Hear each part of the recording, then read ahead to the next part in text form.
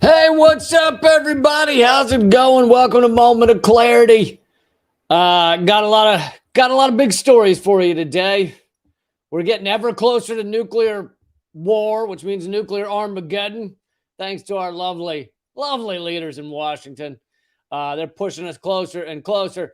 So I'm going to get into that. This latest announcement by Vladimir Putin and you know, the U.S. response and everything. But I got a bunch of stories for you.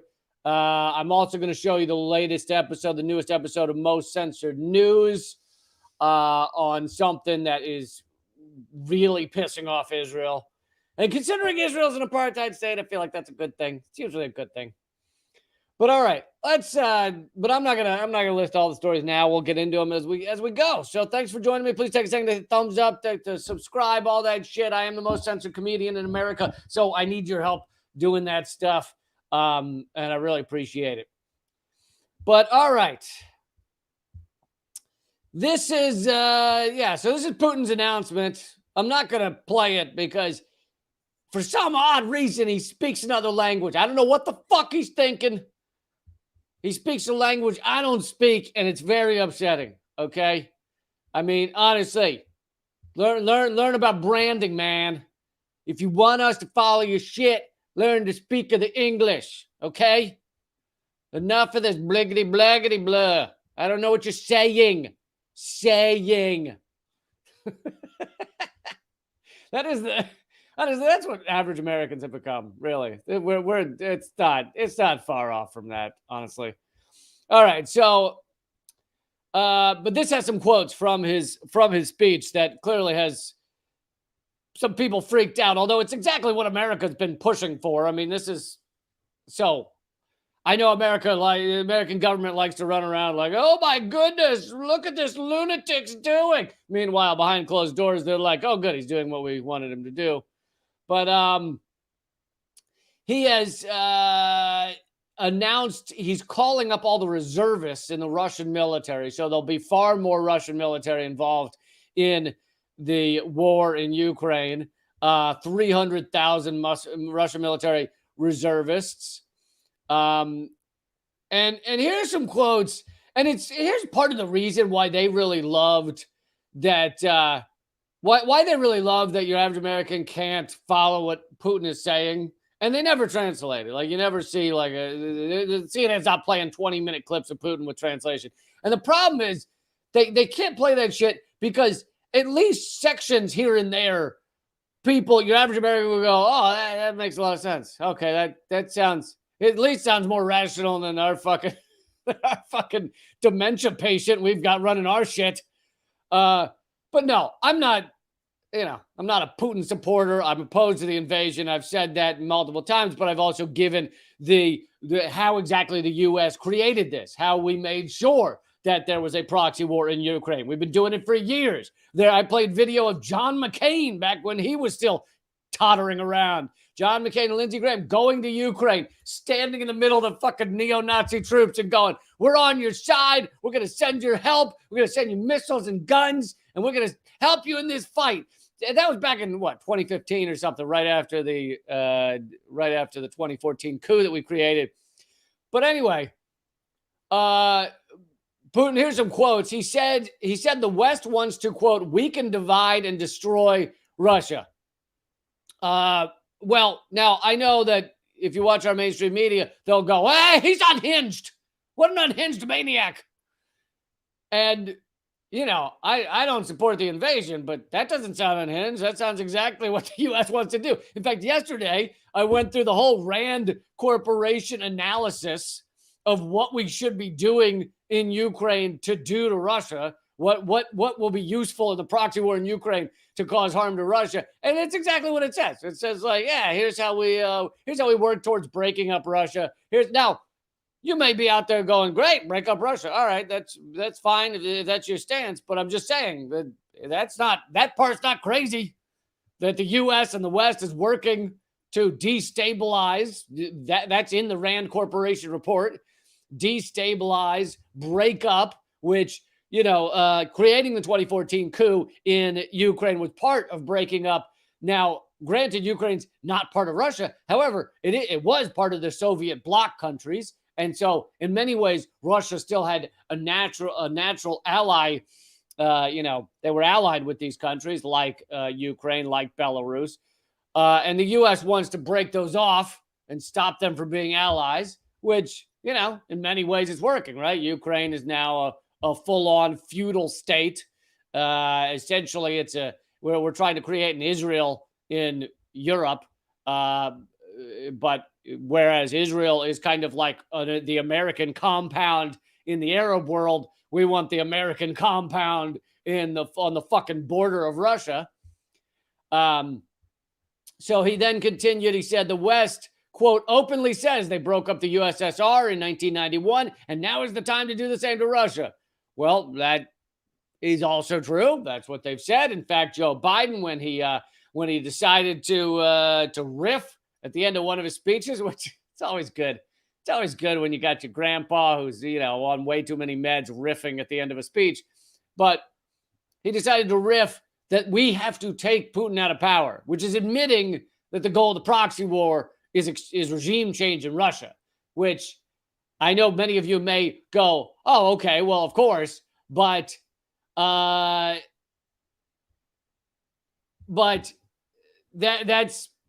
is what we're doing. That is what our goal is. It's been rather obvious, and many top officials, such as Leon Panetta, the former head of the CIA, have called it a proxy war. Have said it is a proxy war, and one of the goals is to weaken and create regime change in Russia.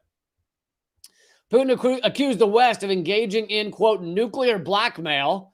And you don't have to call it nuclear blackmail, but many in the West have given nuclear arms threats. And we were creating the beginnings of a possible false flag where we were running around, our intelligence agencies were running around at the beginning of this invasion saying, oh, Russia's gonna set off a nuke. Russia's gonna nuke Ukraine. And then there were other reports from the U.S. government saying, well, we could use tactical nuclear weapons.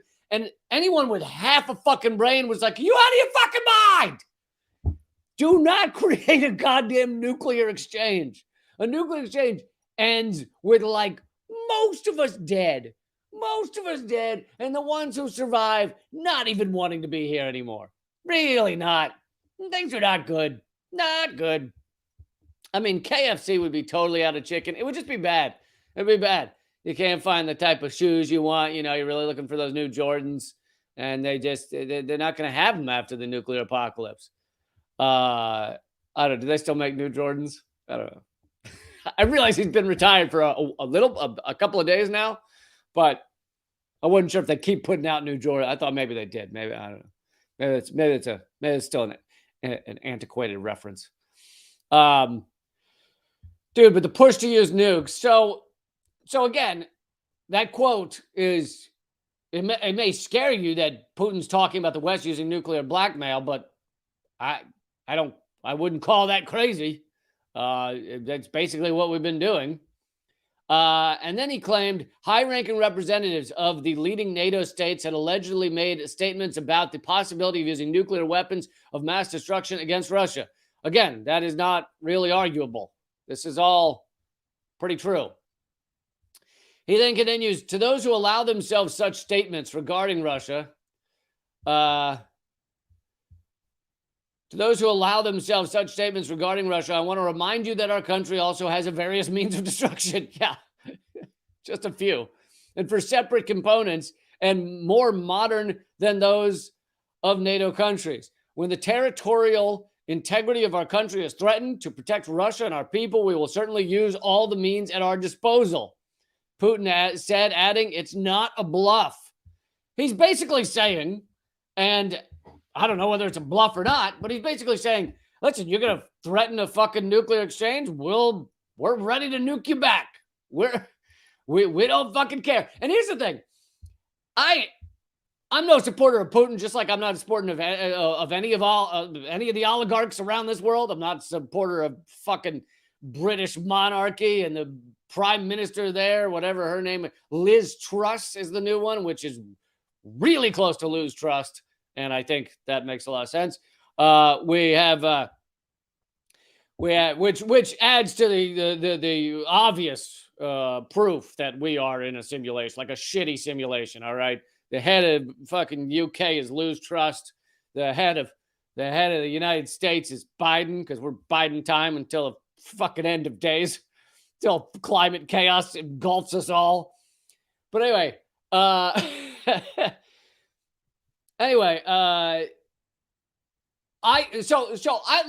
go along with what let's just for the sake of argument, let's go along with what the U.S. talking points are, with what the U.S. mainstream media, U.S. State Department would say. They would say Biden is out of his mind.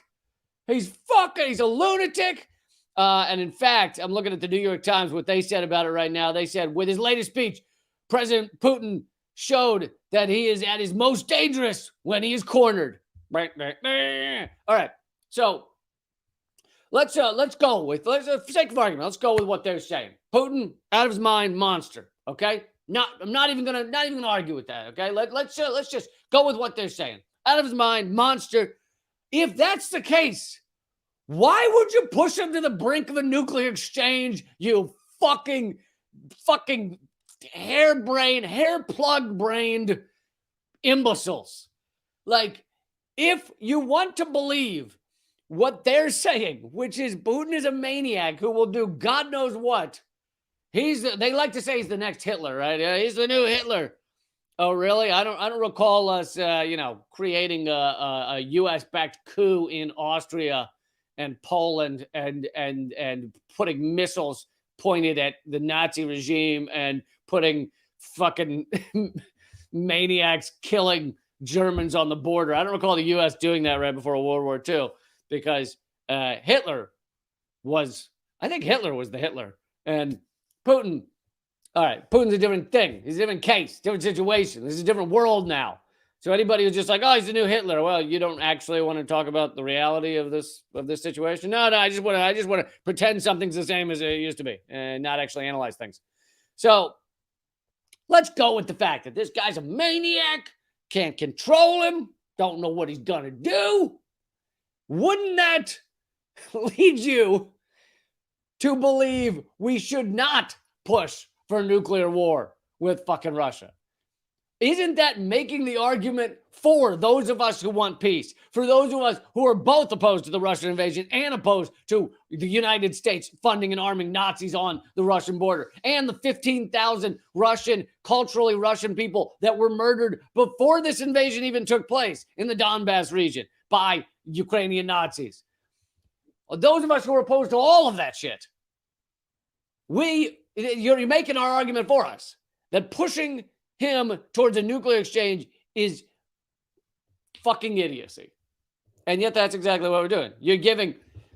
You're funding and arming Nazis. And as I covered on Most Censored News just the other day, there was actually a peace treaty ready to be signed between Ukraine, Zelensky, Putin, Russia, ready to be signed back in April.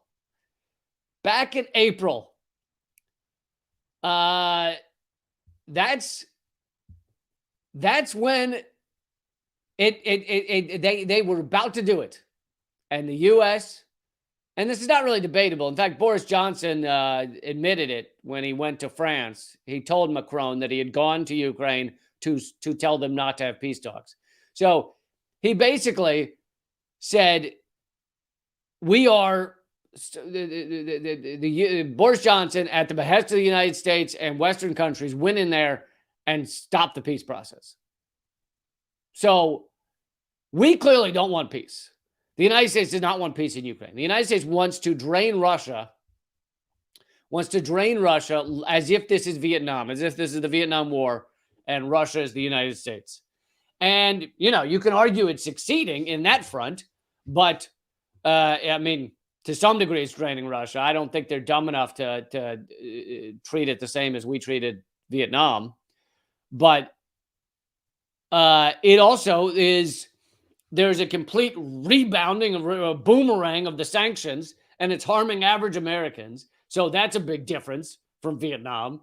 I don't mean harming average Americans. Vietnam absolutely harmed average Americans. But I mean the boomeranging of sanctions where we helped create this proxy war, wanted this proxy war because we wanted to create a great splitting of the global economies. I've talked about this before.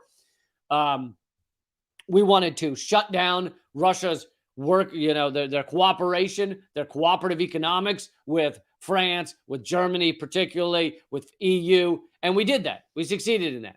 Now, why does the U.S. want this? The U.S. wants this for American empire and power. So you can understand all of that. And still, that doesn't mean you have to say, oh, Putin's a good guy. I just love that guy. It does because people want to delegitimize the argument that we should have peace right now by going, just Putin's bad and he's a maniac, and anything U.S. does is good because it's fighting a maniac. And it's like, no, that's not how it works. We are stopping peace. We are helping Ukrainians die. That's what we're doing right now. And this speech from Putin just shows that the U.S. is pushing everything towards nuclear exchange that would kill a lot of people, millions upon millions upon millions, and make the world unlivable for the rest of us. I don't know. It's unbelievable to watch. To watch us behave this way, to watch our ruling elite behave this way. Anyway, that's a little update on what's going on in Ukraine as we continue this proxy war. So, speaking of soldiers, and I want to move through, I'm trying to get through a bunch of topics, so I'm going to move maybe a little quicker than normal. But speaking of bringing up soldiers, right? Russia just brought in reservists, 300,000, I think there. Literally, I mean, you couldn't. It sounds like a comedy sketch. This or The Onion or something. So Biden has said he will be getting rid of, or he would be forgiving student loans up to $10,000 roughly for certain people, and I have done segments on this where I've said, well, the devil's in the details. Are we going to actually see $10,000 of all student loan debt forgiven, or is it going to be a tiny subsect of the population that ultimately gets this? And so we have to kind of wait and see. On top of that, we should remember that the student loan crisis has largely been created by Joe Biden because he put through the bill that made sure that students, they're no longer students, but people with student loan debt can't get out of it. That was him in his Senate days. But anyway, and you're wondering what this has to do with soldiers. So some have pointed out that getting rid of even a little bit of the student debt, just $10,000. Many people have $50,000, $100,000 of student loan debt, but just getting rid of $10,000 could hurt the American empire's ability to economically force people into joining the military. We have in the United States, if you haven't heard this term, you should have, or you should write it down. We have an economic draft. We don't have the full-on draft. We haven't had it since Vietnam, right? Basically, the ruling class, the ruling elite learned in Vietnam. They were like, oh, it turns out when you start shanghaiing everyone's sons and daughters and sending them to a fucking insane war where literally you're just seeing how many people you can kill and you're just sending them in there as cannon fodder.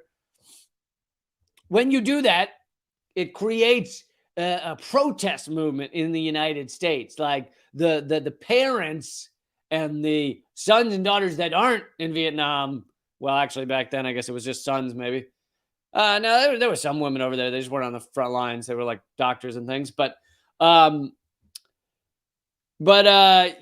create a protest movement, and people get very angry when they're unwilling and unwilling and unexcited, shall we say, unenthusiastic. Sons and daughters are shipped over to a country to fucking have bullets whiz by their head if they survive. And so the ruling class learned, okay, well, let's not do that again. Let's not have the draft anymore. The other thing is that with the draft, that the regular draft, a real draft, a full-on draft, often the rich people. Now, the rich people's sons and daughters find ways out of it a lot of the time, but not all of them. So you end up with some of the ruling class actually going over there and fighting, which we can't have that, right? That's not how that works. The rich don't fight in these wars. The real cannon fodder are largely the poor. Largely the poor, some of the middle class, but mainly the poor. That's how we want it, right? That's how our ruling class wants it. They don't want their children to have to go fight. What? How? I don't know. If we're going to send people to fucking die and be in Iraq and Afghanistan shooting at people for fuck knows what reason, it should be the lower class, right? That's how our ruling class feels. So, so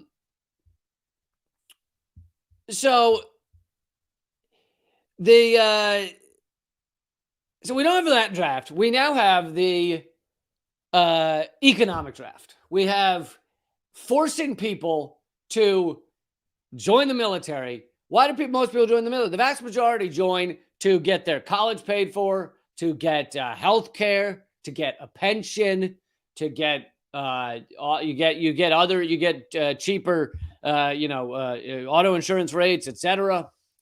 Sometimes you can even get loans and things. So people join the military often for those reasons. Yes, there are some that say, "Oh, I wanted to learn to be tough or something," but the vast majority are joining for those reasons. Which, by the way, remember this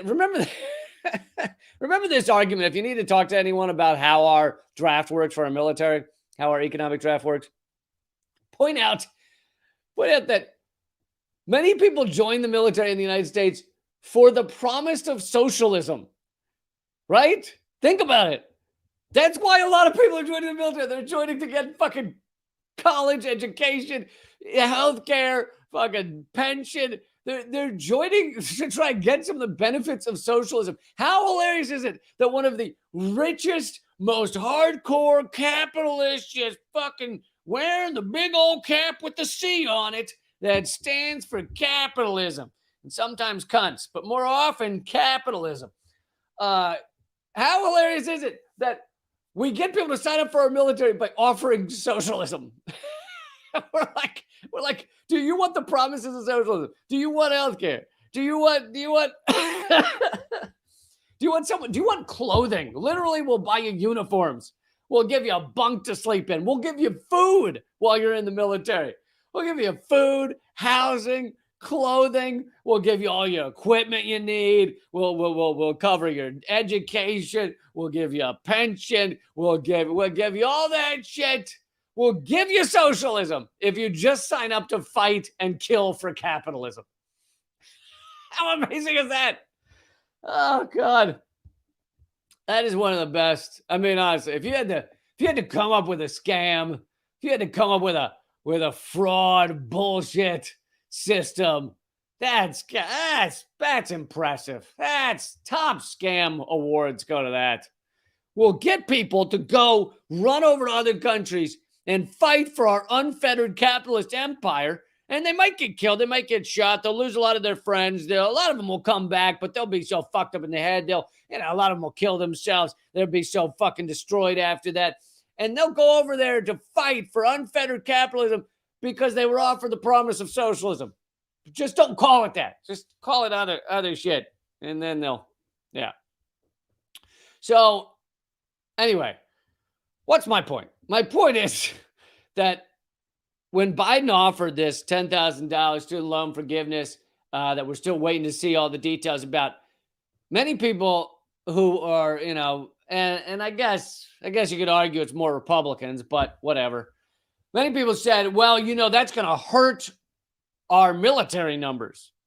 Basically, they don't use these words, but that's going to hurt our economic draft. That's going to hurt our ability to use economic force to pressure people to go get shot at.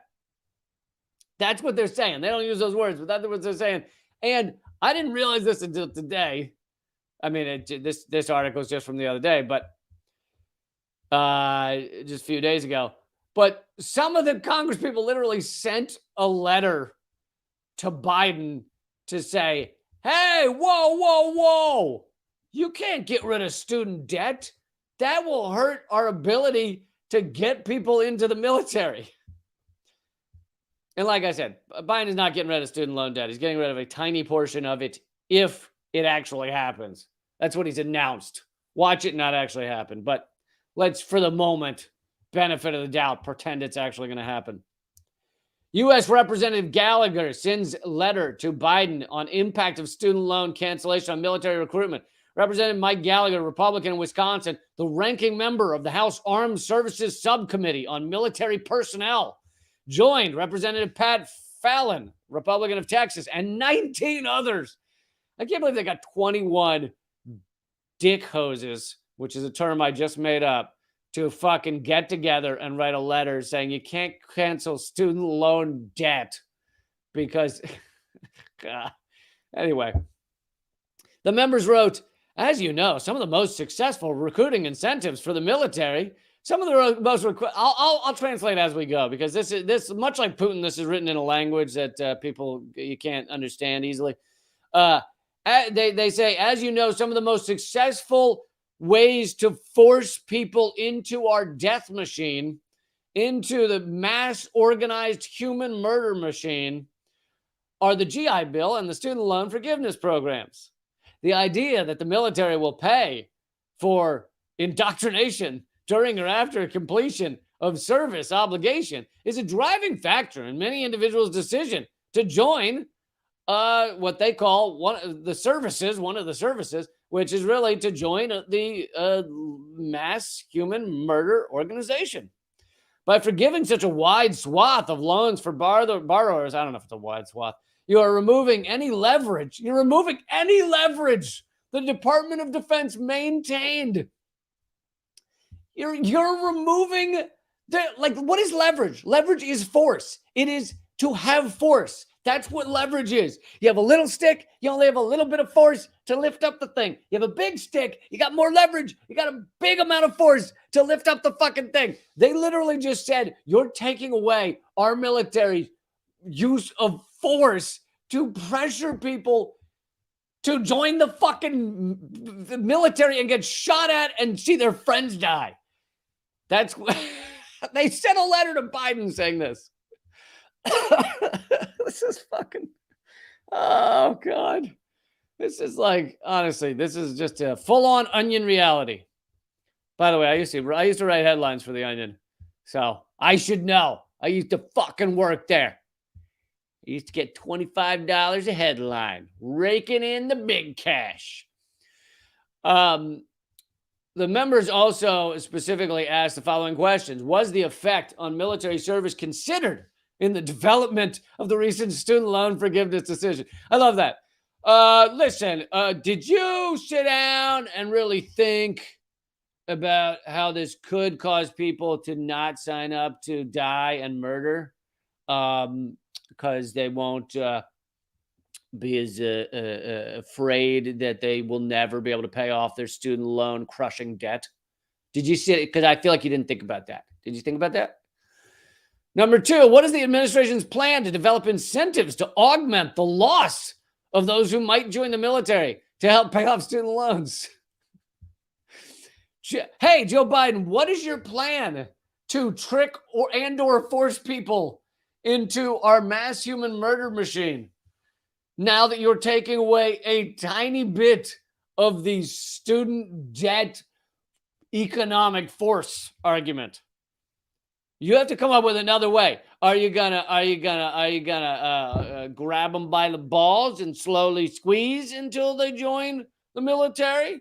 Are you going to offer them a lifetime supply of Sour Patch Kids? We need to know. How are you going to get them into the military? Oh, man. So, anyway, I have a lot of topics to get to, so I want to move on. But this is the idea that you could be so morally bankrupt that you sit down and write a letter being like, don't get rid of a fraction of people's crushing student loan debt because it might make some of those people, just a tiny fraction of those people, not join up to kill or be killed. The fact that you'd sit down and be so morally bankrupt, you write that note is just mwah, beautiful, beautiful. This is how you know you're in like the fucking late stage capitalism, late stage empire. This is the proof. This is how you can look at it and go, oh, these are the last days coming up here. All right, I want to move on to the next topic. We'll do one or two more topics, and then this live stream will only continue at rumble.com/Lee Camp.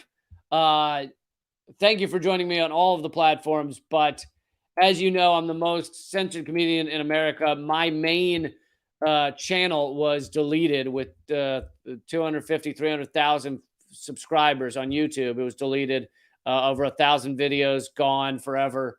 So I've had to move to Rumble, and I'm giving you the link right now of where the Rumble live stream is, so that you can join me there. It's free to go over there, free to watch. It's not a paywall, so I hope you'll join me over there, because that's the only place you can watch the whole thing, and that's also where I'll show you the new episode of The Most Censored News, which is my new show with done in coordination with Mint Press. But I write it all myself. So if you're worried anyone would ever tell me what to think or say, you are you can worry no more.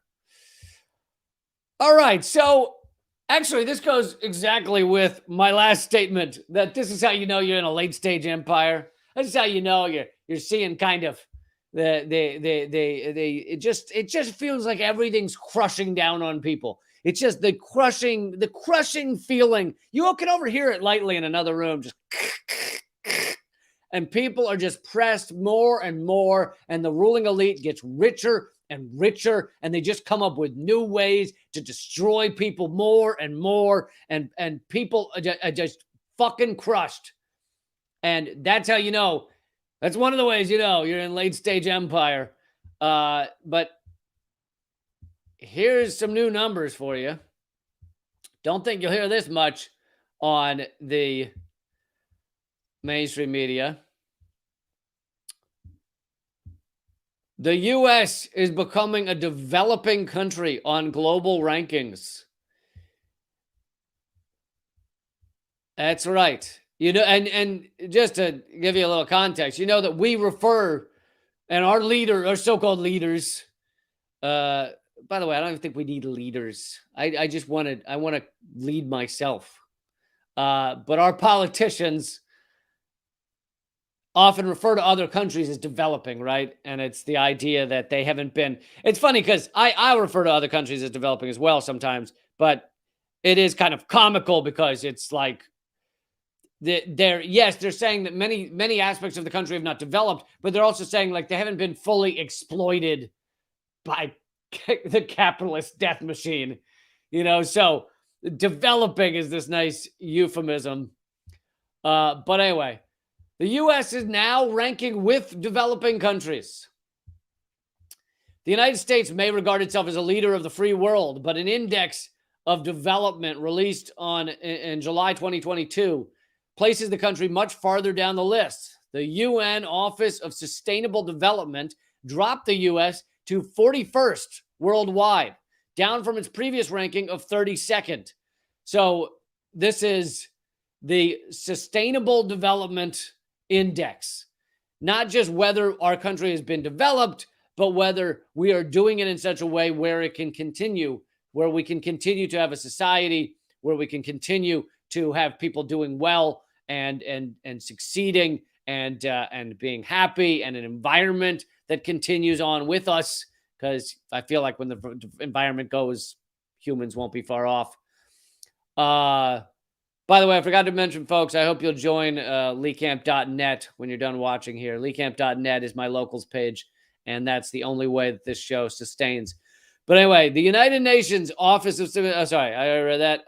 Under this methodology, an expansive model of 17 categories or goals, many of them focused on environment and equity, the U.S. ranks between Cuba and Bulgaria. Now, here's the thing. I don't really want to talk down about other countries. In fact, I'm anti-nation state in that I'm like, who the fuck came up with these borders? Like, why? Oh, you walk 5 feet that way and you're somehow a piece of shit, and you walk 5 feet this way and now you're a hero. And the fucking deer and raccoons, they're going back and forth all day long.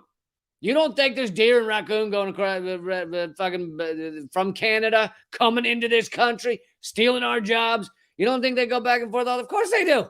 So it's only us in our dumb, fucking, sad mental capacity where we're like, God, there's a line there, and I don't like the stuff on the other side of it. I only like the people over here, unless they voted for someone I didn't like, because then I don't like the people over here. And unless they have a different skin color, and then I don't like the people over here. But otherwise, I don't like the people over there, unless these people root for a different sports team than I do, and then I don't like those people over here, but I don't like the people over there because they're on the other side of the line.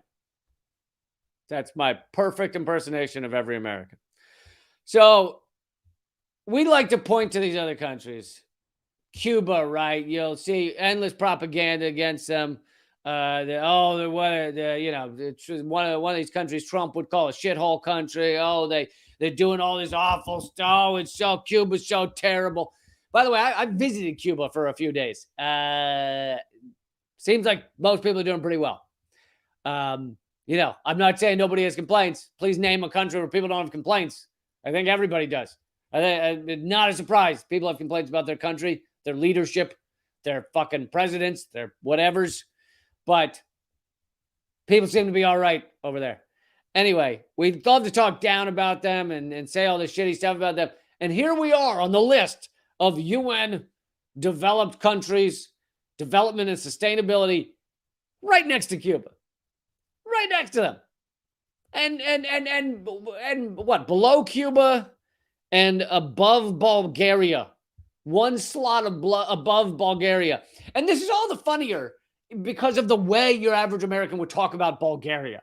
If you sat down with another fellow American and you said, "Tell me what you think about Bulgaria," they'd probably be like, "I don't know, shitty country. I don't really know much about them. They don't do much there, right? Sit around, fucking." They'd read books if they have them, but they don't have them, so they just have to read their goats. That's all they do. They just sit around all day reading goats. That's it. That's what I heard. Yeah, I heard. They don't have electricity, so they have to pedal their video games. That's you gotta do. Some of them have hand pedals, so you play video games like this, and then you push a button, and you pedal a little more. But yeah, they gotta pedal their video games. They gotta hand churn their electric dildos because they don't have electricity. So you gotta sit there like this just to get the dildo to vibrate appropriately. It really sucks over there. It's terrible. It's terrible. So anyway, people would like your average American would say, "I know nothing about Bulgaria and isn't a sad little shithole." Well, here we are on the list, right next to Bulgaria. And they make the point in this article that both of those countries, Cuba and Bulgaria, are often called developing countries. So the United States has now gone down the list back to the developing countries. Where do you hear this talked about on your mainstream media? We are now back down to a developing country. Our what's it called? Average life expectancy has actually gone down the past several years. Our child mortality is like ranked in the 30s or 40s of nations. Like, it's pathetic. The U.S. is also now considered a flawed democracy. That's being generous. I would call it not a democracy. But the U.S. is also now considered a flawed democracy according to the Economist Democracy Index. As a political historian who studies U.S. institutional development, I recognize these dismal rankings. Oh, yeah, I actually want to say I partially disagree with this next part. But, yeah, of course, the U.S. is a flawed democracy. We're not a democracy at all. We are, in every regard, we are not a democracy. And I'll try and make this quick because I know I could get off on this tangent for the next 25 minutes, but I'll try and make it 2 minutes. First of all, we're by definition, not a democracy. We're a republic, right? We have representatives in these houses, the House and the Senate and presidency, etc. Secondly, only 50% or whatever even vote to begin with in our presidential and other elections. So Americans are barely, we're only 50% compared to other countries where there's over 80% are voting. But let's move beyond that.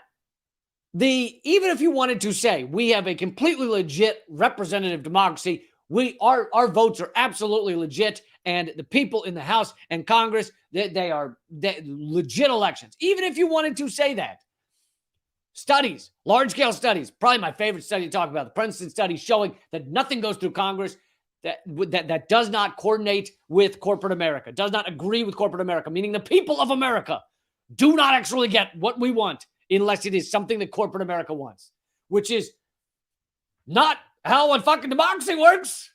A democracy, the American people should get what they want if it's what they want. It shouldn't matter whether it aligns with our corporate American fascists. That shouldn't matter. If we want healthcare, fucking there should be healthcare. If we want fucking more environmental regulation, so our goddamn whole states aren't on fire and polluted, and our water, thousands, over 3,000. This is coming from Reuters, which is not even a independent left-wing outlet. Over 3,000 neighborhoods across the neighborhoods and areas around the United States have elevated lead levels in their water that is above Flint, Michigan. Water is not safe to drink in the United States. So let's say Americans wanted clean water, which I think we do. I think if you sat down and talked to Americans, I think we'd say we wanted clean water. If we had a legit democracy, you would see Congress get together and go, let's make this happen fucking now. Let's take some of the $1 trillion, which is a nutty number. I know it's 800 and whatever, 60 billion. But if you add the black budget, the secret budget with the CIA and everything, it's over $1 trillion a year goes to military and intelligence. And let's take a fraction of that and fix all of the water across the United States and give everybody lovely clean water. Let's do that. That's what would happen if we were a legit democracy. Now, those two hypotheticals I just gave you, that's if we had that means that we would not have a legit democracy even if we were voting legitimately. Now then on top of that, you layer on top of that the fact that we don't have legit votes. The person who spends the most, we've bought out elections of what we have. The person who spends the most wins 90% of the time in the House, 80% of the time in the Senate. It's actually over 80% and over 90%. I was just giving the lower estimate. But then on top of that, the two parties that spend the most win 100% of the time because third parties are destroyed. They are outspent by 1,000,000 to 1. And the two fucking bullshit corporate, militaristic, awful, fucking parasitic, vampire, goddamn Skeletor parties, they win 100% of the time because they spend way more than anybody else can even hope to. So we don't just have a flawed democracy. We have zero democracy. Anyway, last little point from this article. Oh, yeah, and down here he says, when judged by accepted measures like the Gini coefficient. I've talked about the Gini coefficient before. It's an international measure of inequality. I remember doing a segment on it like 5 years ago where it was revealed that the Gini coefficient, the inequality in our country was worse than ancient Rome just before its collapse. And that was 5 years ago. And it's just or 7 years ago. It's just gotten worse since then. But the Gini coefficient in the United States, the amount of inequality is worse now than ancient Rome just before its collapse. Anyway, the writer of this article says, as a political historian who studies U.S. institutional development, I recognize these dismal ratings are the inevitable result of two problems. Now, here's where I slightly disagree. It's more than just two problems, but she says, racism has cheated many Americans out of the healthcare, education, economic security, and environment they deserve. That is absolutely true. Racism is systemic in the United States, and it destroys lives, and it has cheated people out of their well-being. That is absolutely true. But I would say that is an offshoot of capitalism. You have a system that is profit over all else. You have a system where a tiny number of people are wealthy and all the rest are meant to basically slave at jobs they hate in order to fund that system. Racism and other forms of separating people is a necessity because you have a tiny, elite, rich ruling class trying to get 80 to 90%, most of the country, to abide by their system. And generally, if you were to have that and you weren't to break up that 80 to 90%, if you were to let them cooperate and work together and say, hey, we're all workers, we should all unite, we should all cooperate. If you were to let that to happen, that ruling elite would be taken down in a matter of days, maybe months. I'll give you months, but they would be destroyed. The guillotines would be out in minutes if you let that 90% of Americans work together and realize, hey, the true enemy of all of this shit, of everything we're dealing with, our true enemy is that tiny rich elite. And really it's 1%, but I'll say the top 10%. Just to give a little breathing room for these numbers. But in order to rule where a tiny percentage have all of the money and all of the wealth and all of the resources and much of the land and really the freedom, right? Because I've talked before how wealth equals freedom. So if you have all the wealth, you get all the freedom. You can do whatever the fuck you want in society. You can drive as fast as you want. You can you can even have sexual assault charges against you. You can usually buy your way out of those. You can get the top lawyers. You can exploit people. You can fuck people over. You can retaliate against workers, sexually harass in the workplace. You got the biggest lawyers in the world, most expensive lawyers, not to mention the fucking legislative judicial system is set up for you to begin with. You can buy your way out of all that shit. So money is freedom. So when you have a tiny percentage of people with the wealth, the resources, the freedom, the only way they can continue to rule over that large, expansive group of 80 to 90% of the country is to have that 80 to 90% hate each other. That's where racism comes in. That's why it's needed. Racism, homophobia, fucking hating other jobs because they get paid more than you, hating other jobs because they have health care, hating other people because they root for a different sports team than you. Fucking all of those things are useful to our ruling class. And every time we've had a big leader, a leader that actually speaks in large scales and millions of people want to hear what they have to say, anytime they said, hey, let's work together. I don't want to just talk to black people. I want to talk to black and white workers. Every time they say that, let's get together, that's when a bullet somehow mysteriously finds their head. I don't know what that is. I don't know why bullets have a thing against people who say, let's work together to change this system. I don't know. Now that I think about it, my biggest pet peeve is bullets. Always finding these fucking people who say, let's work together. Goddamn bullets. So anyway, this person says, he talks about racism. And then they say, at the same time, as threats to democracy become more serious, a devotion to American exceptionalism keeps the country from candid appraisals and course corrections. Yeah, American exceptionalism is definitely part of it. But again, I don't know. That's not the only thing stopping a candid appraisal of what's going on. This is how capitalism works. Like, capitalism is not going to allow you. It owns them. I mean, if you want to say that at the basic level, most people are going to talk about what's on the mainstream media. And now they're cracking down on social media as well, right? That's why I'm the most censored comedian in America. That's why my videos have been deleted, etc. So if people are going to talk about what's on social media and mainstream media, and now we know those are all owned by a tiny number of individuals. In fact, I've covered how BlackRock and Vanguard are the biggest stakeholders in every large mainstream media corporation, corporate conglomerate or whatever. Fucking Comcast and Disney and Apple, all of them. Top shareholders. Vanguard and BlackRock. So if these are all owned by the same people, what are they going to tell you to talk about? What are they going to tell you the issues are? Well, Go over to CNN.com and see what they're talking about. They're talking about the Queen dying, and they're talking about Donald Trump. That is it. That is all they want you to talk about. They don't want you to sit there going, hey, people are winning gains. Workers are winning gains. People are striking across the country. Wow. Yeah. So it's not just American exceptionalism, like this author says. It's also that our media and now our social media is largely designed to make you talk about the things that are kind of the theater of politics, the fucking show that is meant to put a veil over your face so that you don't ask the real questions, so you don't ask the questions that I have been talking about over the past 50 minutes of this live stream. They don't want you to talk about that. So that is why our mainstream media does, that's why they talk about those stories endlessly.